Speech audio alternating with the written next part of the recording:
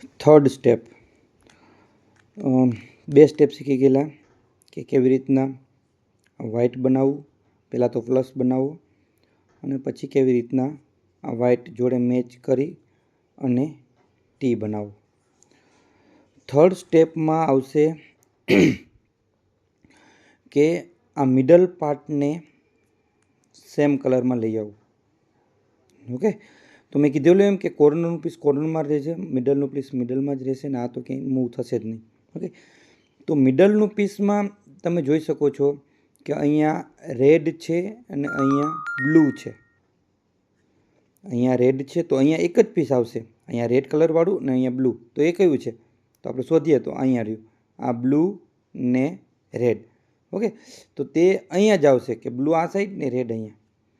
એવી જ રીતના જોવા જઈએ તો અહીંયા કયું છે? રેડ અને ગ્રીન. તો અહીંયા કયું પીસ આવશે? આ જ પીસ આવશે, રેડ અને ગ્રીન.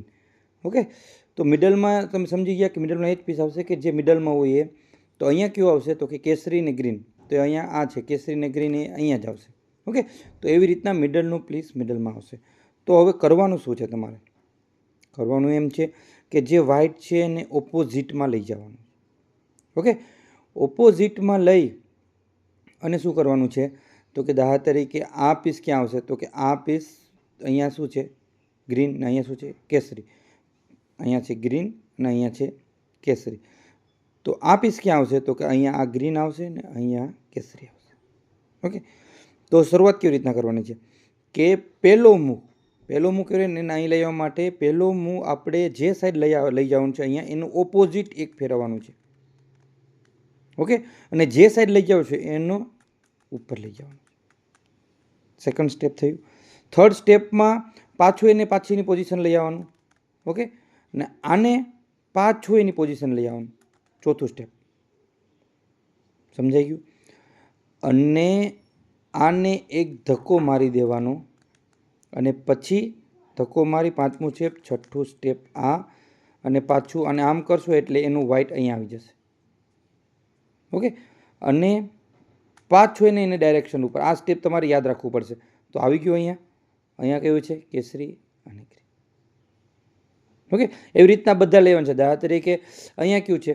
તો કે બ્લુ અને કેસરી. તો એ ક્યાં આવશે? તો કે અહીંયા જ આવશે, જો ઓપોઝિટ ડાયરેક્શનમાં અહીંયા આવશે. બરાબર, તો કે બ્લુ અહીંયા આવશે ને કેસરી અહીંયા આવશે. તો સ્ટેપ ક્યાં છે? તો કે આપણે આ સાઈડ લઈ જવાનું. તો એને પહેલાં શું મેં કીધેલું એમ ઓપોઝિટ ડાયરેક્શનમાં પહેલું સ્ટેપ. પછી જે સાઈડ લઈ જવાનું છે એને ફેરવવાનું છે. ઓકે, આને શું કરવાનું છે? Third step. આને થર્ડ સ્ટેપ ઓપોઝિટ પાછું એને જગ્યાને લઈ આવવાનું. પછી આને પાછું એની એ પોઝિશનમાં પહોંચાડી દેવાનું. ઓકે, પછી આને એક રોટેટ કરવાનું અને આ મેન આને આમ કરવાનું અને પાછું આને આ પોઝિશન અને પાછું આ વ્હાઇટને એના પોઝિશન ઉપર આવી ગયું. ઓકે, તો એવી રીતના થઈ ગયું છે. બીજું સ્ટેપ. હવે આ ક્યાં આવશે? ઓકે, આ ક્યાં જગ્યાએ આવશે? આ જગ્યાએ જ આવશે. ઓકે, તો એનું શું કરવાનું છે કે પહેલાં આ જોઈ લઈએ આપણે કે આ ક્યાં આવશે?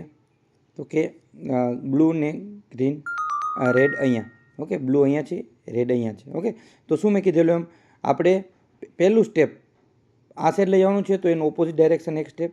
ઓકે, પછી વ્હાઇટને ઉપર લઈ આવવાનું, પાછું એને એની પોતાની જગ્યાએ. ઓકે, આને પોતાની જગ્યાએ. ઓકે, પછી પાછું આ વ્હાઇટ ડોટને પાછું એક આમ લઈ જવાનું અને પછી આ સ્ટેપ મેઇન છે. આખા આગળને લઈ આવવાનું, પછી આને આમ. ઓકે, તો ઓલમોસ્ટ આપણે બધા થઈ ગયા છે. હવે એક જ વધ્યું છે રેડ. ઓકે, તો જોઈ લીધું તમે.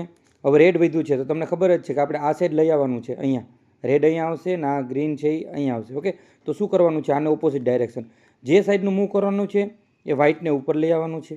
ઓકે, પછી થર્ડ સ્ટેપ તો કે આને પાછું હતું ત્યાં ને ત્યાં. ઓકે, પછી આને પાછું આ બેને પાછું હતું ત્યાં ને ત્યાં. ઓકે, પછીનું સ્ટેપ આને એક સાઈડ આગળ, પછી રિવર્સ કરશું ને આમ કરશું અને તમે જોઈ શકો છો કે આપણે થર્ડ સ્ટેપ કમ્પ્લીટ થઈ ગયું છે. બધામાં મેચિંગ કલર આવી ગયા છે. Okay, thank you.